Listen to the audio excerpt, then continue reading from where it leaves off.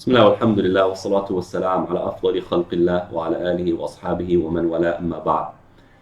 It's very important for us to study Iblis. As our enemy, he exposed himself and he made it very clear. He announced to Allah subhanahu wa ta'ala and all of the creation, and Allah documented all this for us. He announced what exactly he's going to do to try to get you and I into hellfire. He exposed himself and he exposed his plan. And this is why Allah subhanahu wa ta'ala documents so much of what Iblis has said and what Iblis seeks to do. And he's constantly telling us, إِنَّهُ لَكُمْ عَدُوٌ مُبِينٌ. Iblis is a clear enemy. He clearly has announced his animosity towards you and I. His goal is clear. He wants to subdue us, to make us subservient to his cause, to his corruption and his poisons, so that he can easily drag us to hellfire with him. That's the reality. And in one set of verses where Allah subhanahu wa ta'ala captures what Iblis is announcing in his plan, Allah subhanahu wa ta'ala says the following about Iblis. قَالَ فَبِمَا أَغْوَيْتَنِي لَأَقْعُدَنَّ لَهُمْ صِرَاطَكَ الْمُسْتَقِيمِ ثُمَّ لَآتِيَنَّهُم مِّن بَيْنِ أَيْدِيهِمْ وَمِنْ خَلْفِهِمْ وَعَنْ أَيْمَانِهِمْ وَعَنْ شَمَائِلِهِمْ وَلَا تَجِدُ أَكْثَرَهُمْ شَاكِرِينَ. Iblis says, "O Allah, because you deceived me." Look at his animosity. Look at his hatred. Look at the evil. He's accusing Allah of deceiving him. He said, "Oh Allah, because you deceived me, you made this creation better than me." Although Allah never said that. فَبِمَا أَغْوَيْتَنِي, because you did this, I am going to wait for them on their path to you. On that straight path you keep talking about, O Allah.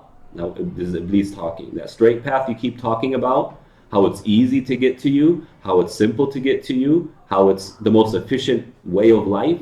I'm going to sit for them and wait for them on that very path you created in spite of you, and then I will attack them from all angles, from their right, from their left, from above them, from in front of them, and from behind them. In other words, Iblis is saying, I will employ anything and everything at my disposal to corrupt your creation, which you have favored over me, so that what you want for them and of them never comes about. Allah wants mercy for us. Allah wants paradise for us. Allah wants us to submit to Him. He wants a relationship between Him and us. That, Iblis says, he's going to do everything he can to make sure it never happens. This is his plan. Now, Iblis essentially wants to turn you and me into animals.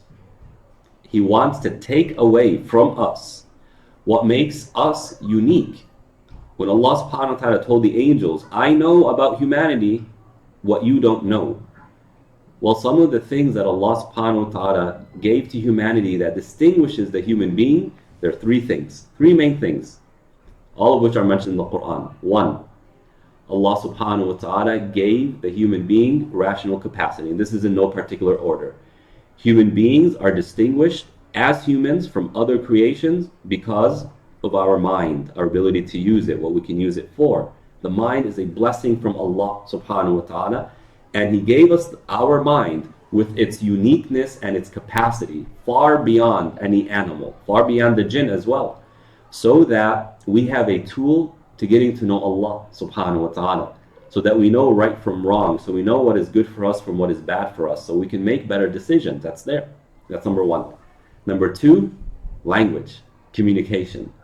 What makes human beings unique in comparison to animals is our ability to communicate our thoughts, our ability to express ourselves, our ability to link with other human beings and connect with them.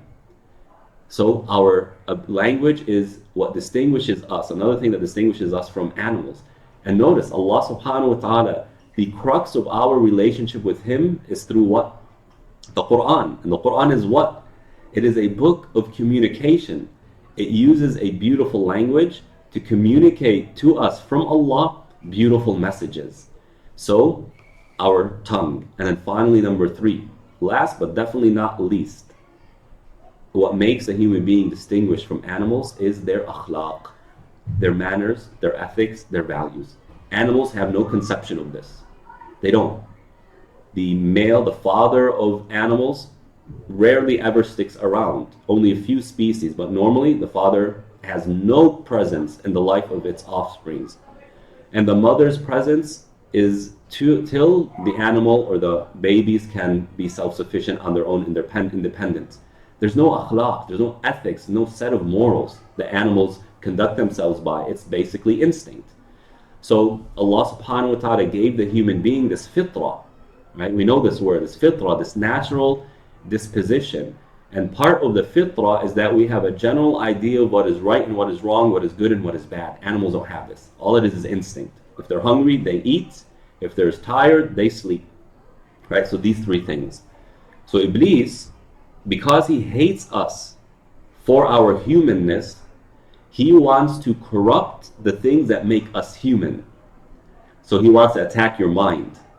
He wants to attack your tongue, your language. And he wants to attack your ethics. Now things are probably coming together when you look at the world today, right? He corrupts the mind. How does he corrupt our mind? By getting us not to use it, right?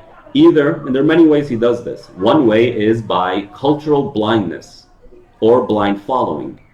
Oh, why do you behave this way? Because this is how we found our forefathers behaving. Oh, no, you can't ask questions because that's not part of our culture. Or how dare you challenge the way of our forefathers, the way of our society, right? You know, we see this in America. It's this concept of, you know, we're right because we're so sophisticated as Americans and we're so advanced. You know, anyone who challenges the way we live, oh, you know, you can't do that. A lot of people behave this way, right? Or sometimes it's through false premises, through a lot of these ideologies like feminism, red pill movement, all these isms, right, are built on premises, a certain foundational belief, a foundational principle that the rest of the ideology is then structured upon. And if that's wrong, well, the rest of the structure is wrong, isn't it? So Iblis will try to get humanity to develop new isms or to enter or to be convinced by certain isms and to follow it, because that ism is wrong from the very start. Like this notion that the male and the female are equal, that's a wrong premise.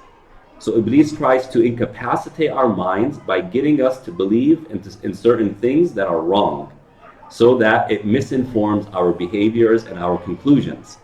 Right? Another way, by destroying the brain through intoxicants, through weed, for example, through drugs.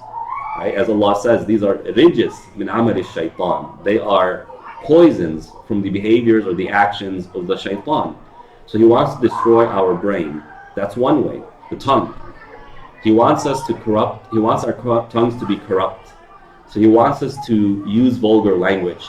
He wants us to be lewd in how we communicate.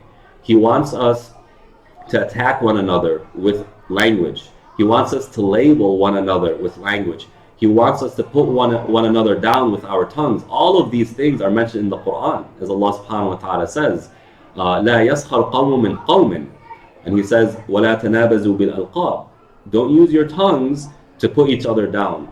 Don't label each other with labels, which is a means of putting people down, right? Allah subhanahu wa ta'ala tells us, don't backbite, right? أَيُحِبُّ أَحَدُكُمْ أَن يَأْكُلَ لَحْمَ أَخِيهِ مَيْتًا فَكَرِهْتُمُوهُ. Don't backbite. It's a disgusting thing. It's like eating the flesh of a dead person. Among other ways, the Prophet ﷺ tells us a believer is not someone whose tongue is lewd, whose tongue is foul, among other things. So be careful of your tongue. And just take this hadith in regards to the tongue. The Prophet ﷺ says, the thing that gets most people into hellfire is the tongue. So most of humanity's sins is coming from their tongue.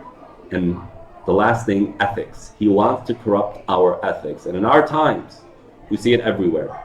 From LGBT to the Zionist movement to other types of movements, racism, etc. The eroding of values and ethics is of the actions of shaitan, because when human beings are not principled, they behave in ways that aren't befitting to the human beings. They'll begin to kill one another, they'll begin to steal from one another, they'll begin to exploit one another. I mean, look at CEOs of companies. They will stop at no expense to take anything and everything you have that is of value and monetary. They could care less how it will ravage society, how it will keep society behind, how it will erase the middle class. They can care less, because capitalism isn't driven by ethics. It's driven by profit. So be careful of these three things, and Allah subhanahu wa ta'ala gave us a sharia that preserves these three things. So we ask Allah subhanahu wa ta'ala to help us preserve them. Allahumma ameen. Wassalamu alaikum wa rahmatullah.